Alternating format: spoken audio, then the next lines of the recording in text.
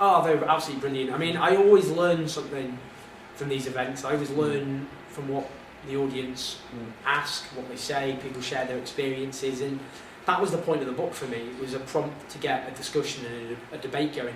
I wasn't that fussed if people bought the book at all, to be honest. It was just to get that debate going, and that was brilliant tonight. People were, sharing their experiences and asking questions about society as a whole.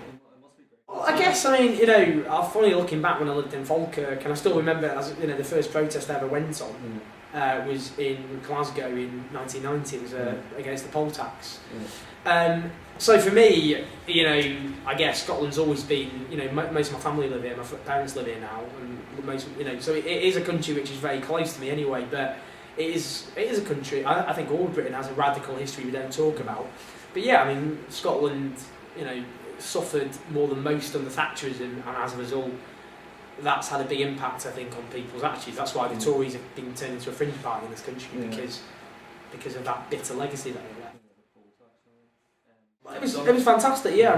I thought, at the end, for example, was a particularly moving contribution. Someone talking of their experience of watching people being hammered by this government and how they were being demonised.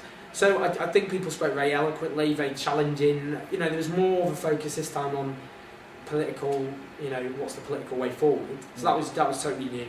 But I thought it was an inspiring meeting for me. Well, for me, it wasn't about how we treat anyone. It was about power and representation. So it was about, for me, the only way forward is pressure from below. It's people organising to force their voice to be heard, to be forced to be represented, if you like, properly. So it's not for, as I say, well-meaning writers like me to, change things. That's not what happens. Individual writers are no substitute for people coming together and fighting and organising. That's what's got to happen. But if I, in any limited or modest way, can help put class on the agenda, then that's what I wanted to do.